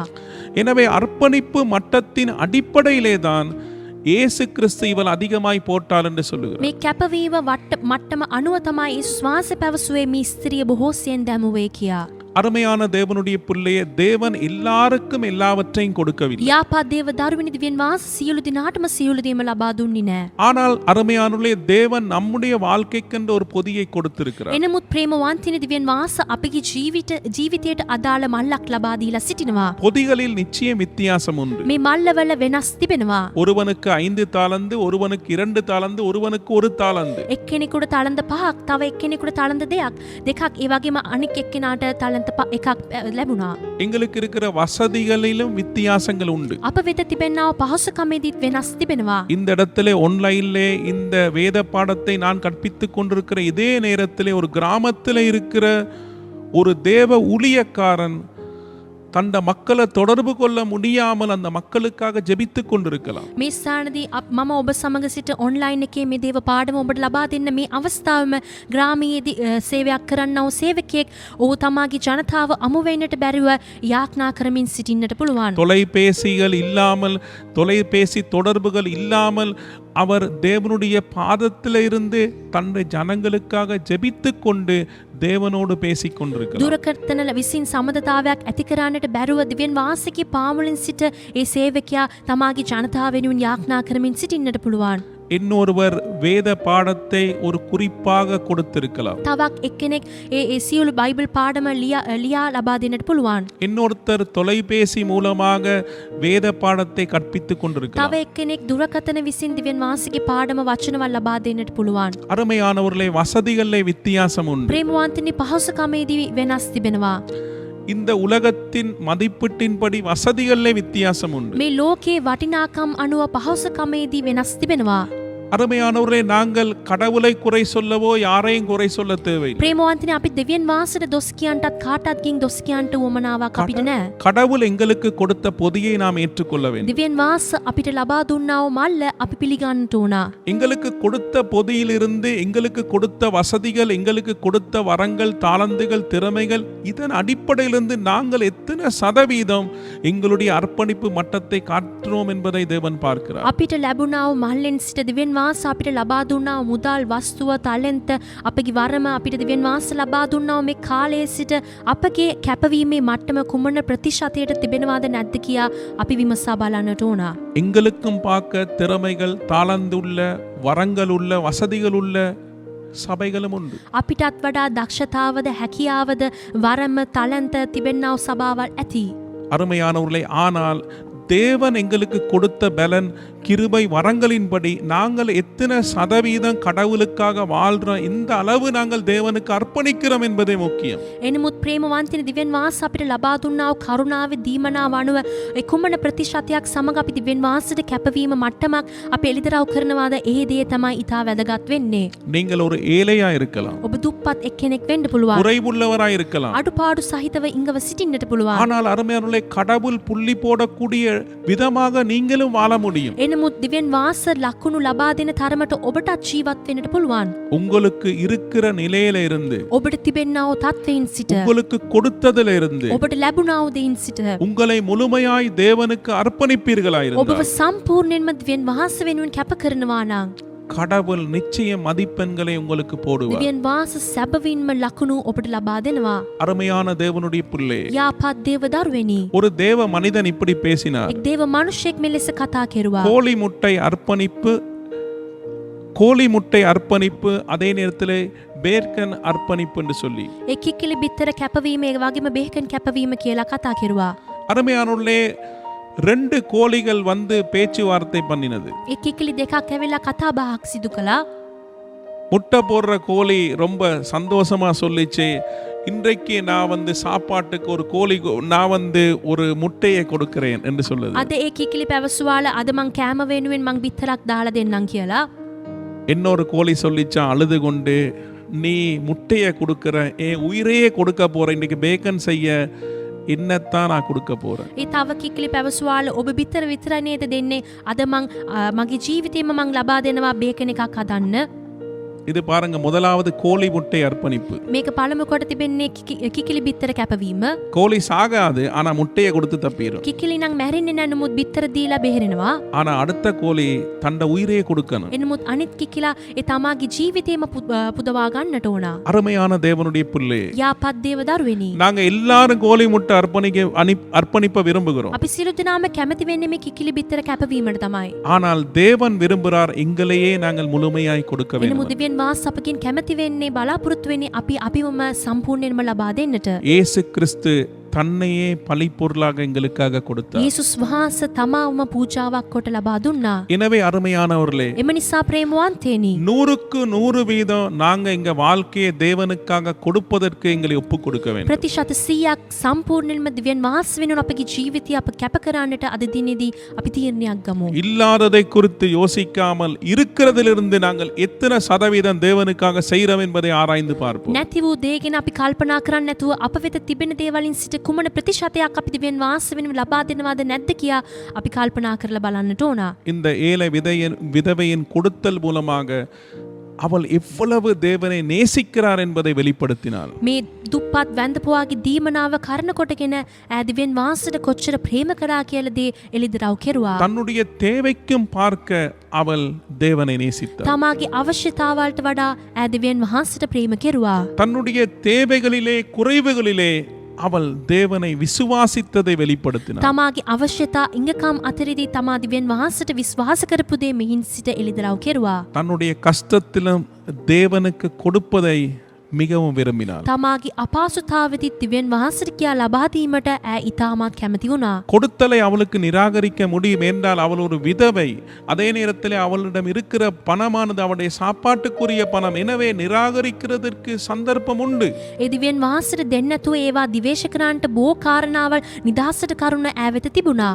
ஆனால் கொடுத்தலை அவள் பாக்கியமாய் நினைத்தாள். එනමුත් දීමනාව ඉතා භාග්‍යවන්තයක් ලෙස සැලකුවා. சந்தோஷமாக தேவ சன்னிதானத்திலே அவள் கொடுத்தாள். සතුටෙන් යුක්තව දිව්‍යන් වහන්සේගේ අභියසෙදී ලබා දුන්නා. எனவே எங்களுடைய அர்ப்பணிப்பு மட்டும்தான் தேவன் மேலே இருக்கிற எங்களுடைய விசுவாசத்தை அன்பையும் கொடுக்கிற உள்ளத்தை வெளிப்படுத்த එම නිසා අපගේ කැපවීමේ මට්ටම තමයි දිව්‍යන් වහන්සේ කෙරේ අපිට තිබෙනා ඇදහිල්ල ප්‍රේමය ඒ දීමනාවේ අදවතු කුමක්ද කියලා එළිදරව් කරනවා. எனவே அருமையான தேவனுடைய பிள்ளையே, එම නිසා යාපත් දේව දරුවෙනි, நாங்கள் எங்களுக்கு இருக்கிற பலத்துல අපි අප වෙත තිබෙන බලය සමග தேவனுக்கு 100% கொடுத்து දිව්‍යන් වහන්සේට 100% ලබා දීලා தேவனிடம் புள்ளி பெறுவதற்கு நாங்கள் ஆயத்தமாக வேண்டும். දිව්‍යන් වහන්සේගෙන් සිට ලකුණු ලබා ගන්නට අපි සූදානම් වෙන්නට ඕන. எனவே இந்த நாளிலே நாங்கள் எங்களுடைய வாழ்க்கையை ஆராய்ந்து பார்க்க එම வேண்டும். නිසා අද දවසේදී අපි අපගේ ජීවිතය විමසා බැලීම ඉතාමත් අවශ්‍යයි. தேவன் எங்களுக்கு கொடுத்த கால, நேரம், பணம், பொருள், பதவி, அந்தஸ்துல நாங்கள் எந்த அளவுக்கு நாங்கள் தேவனை சேவித்திருக்கிறோம், தேவனுக்காக வாழ்ந்திருக்கிறோம் என்பதை ஆராய்ந்து பார்ப்போம். දිව්‍යන් වහන්සේ අපිට ලබා දුන්නා මුදල්, ධනය, තනතුරු, වස්තුව, කාලය, වේලාව, ටැලන්ට්, වරම, අවස්ථාව මේ සියලු දේන් සිට